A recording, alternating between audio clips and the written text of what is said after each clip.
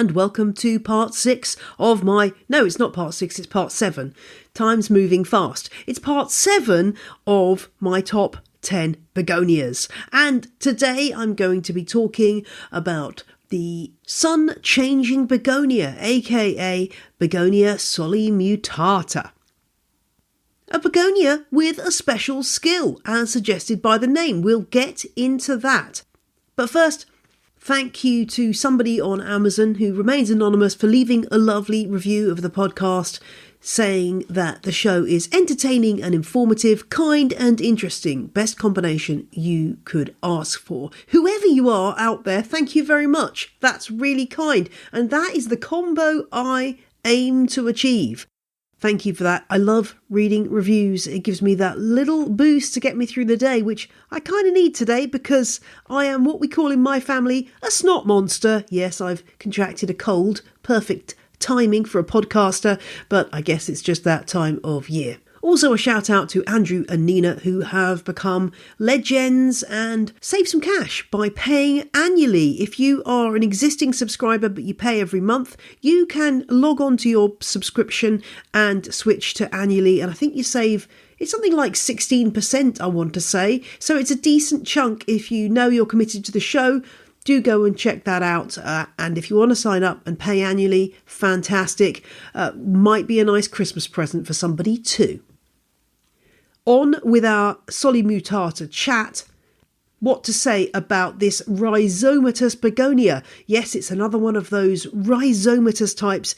So if you're coming to this totally fresh and you haven't heard the first 6 of the top 10, you might not know that a rhizomatous begonia is just one that has a little secret storage device below ground in the form of a rhizome, a swollen stem that holds onto water and nutrients. And lots of the begonias that are in this top 10 are rhizomatous because it means they have the ability to cope with a little bit of neglect because they can draw on the resources in that rhizome.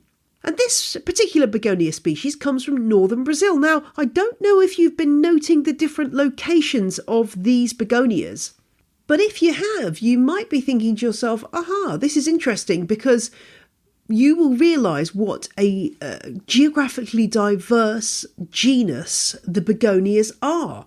I'll post a link to the Plants of the World Online genus page for begonia, and they are native to everywhere from the Andaman Islands to Zimbabwe, so covering North and South America, parts thereof, parts of Africa, and parts of Southeast Asia as well.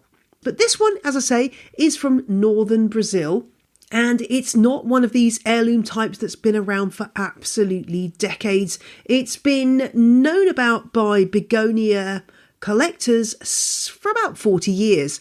You might sometimes see this plant sold as Begonia Burle Marx, and that's because, again, it's quite hard to untangle this story, but there are some accounts of the collection of this plant that state that solimutata was discovered in the garden of the legendary landscape designer Roberto Burle Marx in Rio de Janeiro and given to begonia botanists from that garden.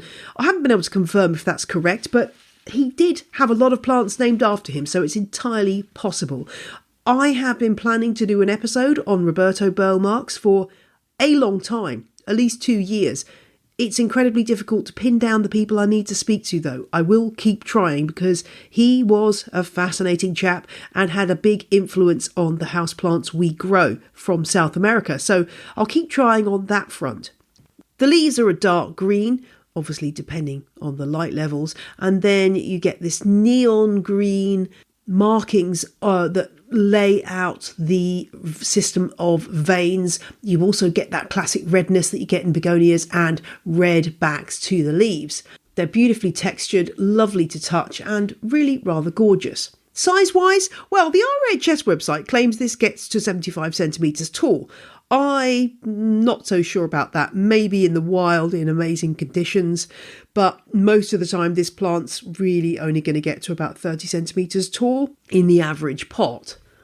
So what is it about this begonia that has given it that name, the sun-changing begonia or Begonia solimutata? Well, it's to do with the way the leaves change colour, and this change happens in as little as 10 minutes. So you may be used to certain plants which, if you put them in more light or less light, over time, by which I'm talking about a series of days, weeks or months, the leaves might change colour a little, but in this species, the leaves can change in just a few minutes. And you can check this out. Just put a piece of card over a portion of a leaf and leave it in stronger light than it's used to, and you'll find that the bit under the card will stay the same and the bit in the greater light will have changed. So when exposed to really good light, you'll find that the leaves go a brownish colour. If they are in shade, they will kind of be dark green. How do the leaves actually make this change that happens so dramatically? Well, it's the chloroplasts in the leaves that change their alignment. If you need a quick botany lesson, chloroplasts are within plant cells, and they are where photosynthesis occurs, and they are disc-shaped and full of the green pigment chlorophyll, and that's what makes plants' leaves green. And when extra light comes along, the chloroplasts change their alignment. They move themselves so the thin edge is facing outwards to the sunlight when light is strong, and then they go horizontal when it is shady to affect the amount of surface area that's available for gathering light for photosynthesis. Clever, eh? Aren't plants amazing?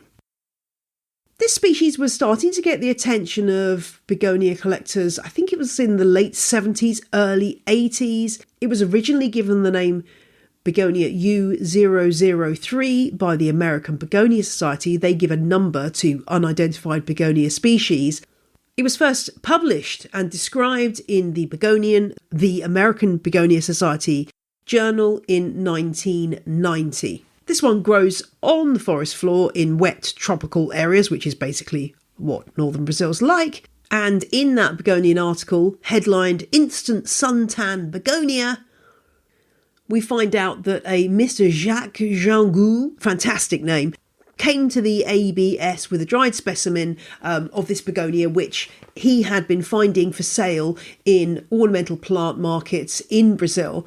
And then the society did their work and realised that this was the same as Begonia U003 that was on this unidentified species list, and subsequently the species was described in the Begonian in a piece by Lyman B. Smith and Dieter C. Vasshausen. And this piece is followed up by a text by Jacques himself, who goes into more detail about the colour changing and says its striking leaves have a pustular surface, dark brownish green, lighter along the veins on the upper side. Underneath they are reddish in the space between the veins and pale green along the veins. I can't give you a link to that Begonian piece because you can only access the Begonian archive if you are a member of the American Begonia Society, but that's a good reason to join, in my opinion. So this is one fascinating begonia. It's often described as something that needs high humidity. I have not found that to be the case. Mine sits with my other begonias. To be honest, it is looking a bit miserable right now, but that's because I basically forgot to water it. It's more of a creeping begonia, so there were other begonias kind of shading it out, and it got a bit neglected. But I find it's fine in normal room conditions, works very well in a terrarium though as well, and will probably get a little bit larger and more lush in a terrarium setting. It's got an Award of Garden Merit from the Royal Horticultural Society, and if you don't know anything about those awards, do check out On the Ledge episode 272 where I explain what they're all about, but basically it just means it's a good begonia. Cultivar and hybrid wise, I did find a couple of hybrids listed. Midnight Sun, which has got very pinkish leaves with green veins, and Boomer. These are both hybrids, by the way, which have got sort of paler green and larger leaves, but these don't, as far as I know, seem to be widely available. I have seen a picture of a weirdly variegated solimutata with pink splotches. Oh, here we go again. I'll link to that. It's on Instagram from the Rare Plant Fairy. I will link to that in the show notes if that's your thing. But otherwise, I think you can just enjoy the beautiful foliage of this plant. And it's got white flowers. If you had a really big specimen or a specimen that was creeping across the ground of a large greenhouse or in the wild, the flowers could look quite nice. Again, I tend to take them off because I want all the energy to go into the foliage. So that's today's begonia. I hope you've enjoyed that. I'll be back tomorrow with yet another of my top 10 begonias. Keep telling me about your favourite begonias.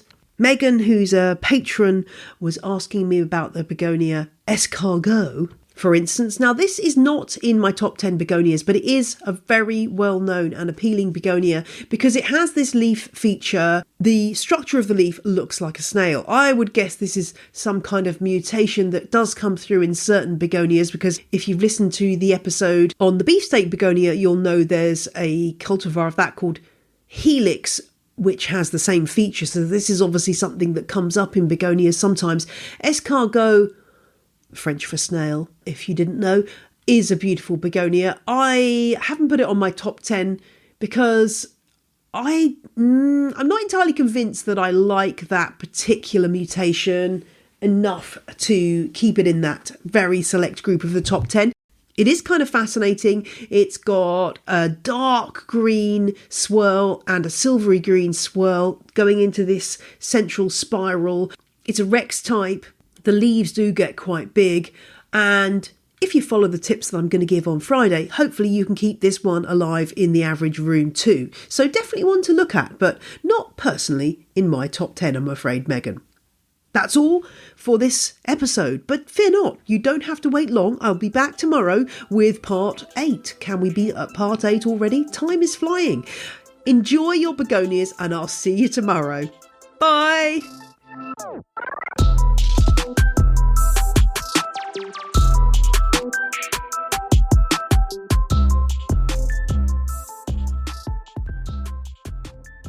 The music you heard in this episode was Roll Jordan Roll by the Joy Drops and Whistle by Benjamin Banger. Both tracks are licensed under Creative Commons. Visit the show notes for details.